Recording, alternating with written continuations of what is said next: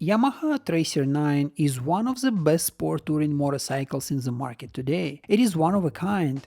It is also a great value. So let's look at what makes this bike that good, how it is better than competition, and what you should consider when buying this motorcycle. First of all, when I was looking for a sport touring motorcycle last summer, I did not find many options.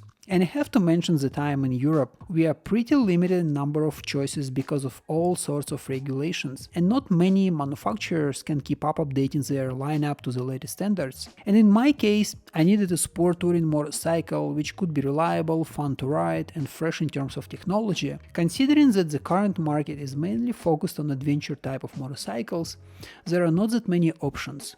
Among those, I can only highlight BMW F900XR, Tiger 900 GT, Yamaha Tracer 9 and Tracer 9 GT, and Versus 1000. There is also Honda NT1100, and I will talk about this motorcycle in the end of the video. To understand why Tracer, you have to understand my criteria for choosing a motorcycle. I was looking for a bike which can be agile and comfortable, good for trips I can do weekly or say twice a month. The bike can be used on highways and winding mountain roads.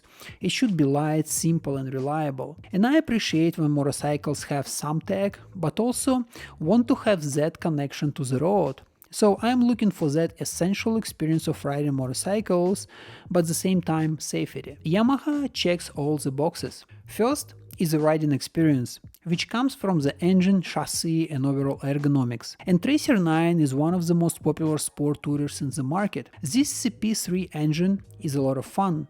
You can play with it and push it, but same time be able to cruise on highway. It is powerful but not crazy. It is torque and linear, which is suitable for touring. And also, it is simple and reliable. You can easily go for a trip of any longevity. The suspension is firm, definitely different from what you experience on adventure motorcycles. It is adjustable for both regular Tracer 9 and 9 GT, whereas GT is electronically adjustable. You have to do adjustment manually on regular Tracer, but that is not hard. And once you find the settings you like, you can easily add miles on the clock. I was using it on highways and mountain roads, and jumping ahead, I had a pleasant experience riding this bike on those roads. Now, ergonomics and features. And this bike out of package comes with plenty of those. It has adjustable seat, adjustable windscreen, adjustable foot pegs, and also central stand. On top of that, GT version has electronically adjustable suspension, quick shifter, panniers, heated grips, and cornering lights.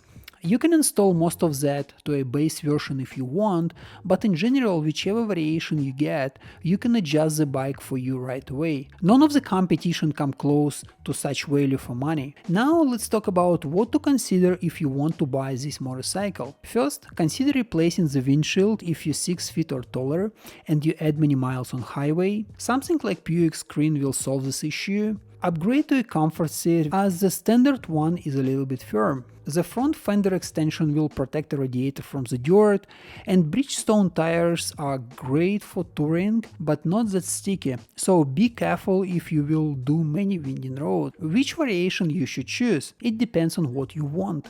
The base trim is already perfect and has everything you need. It is also good for those who like analog experience and want to work on a bike, maybe upgrading this and that. The only feature GT has that is not applicable for a regular Tracer is an electronic suspension, which is slightly different from the standard one, but even standard one is also adjustable but manually. If you have extra cash and don't want to spend time thinking about upgrades, GT has everything you need in town or on highway. Both motorcycles have 6-axis IMU system, which includes TCS, SCS, LIF, BC plus ABS. That all provides a fantastic riding experience and safety. There is a saying 100 miles per mile, and honestly, this is a bike which triggers exactly that in me. I've ridden different bikes and only few create such experience, and the Tracer is definitely one of those. Every time I park it in the garage, I'm excited to go for another trip. I cannot say the same for BMW, Kawasaki or Honda, even though they are great bikes and I like them the way they are. But Tracer makes it more fun. It might not be as premium as BMW or such good looking as a Triumph, but it has its charisma, ruggedness and fun.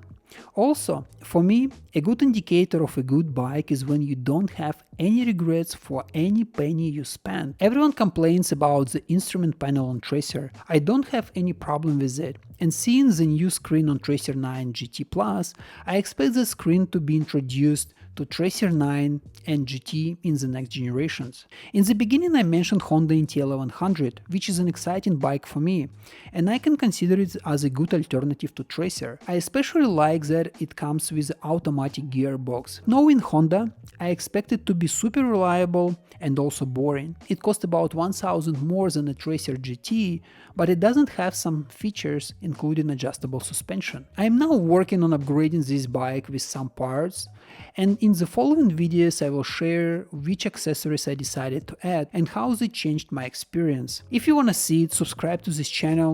Also, if you find this video helpful, like or leave your comments below if you have any questions. And thank you so much for watching.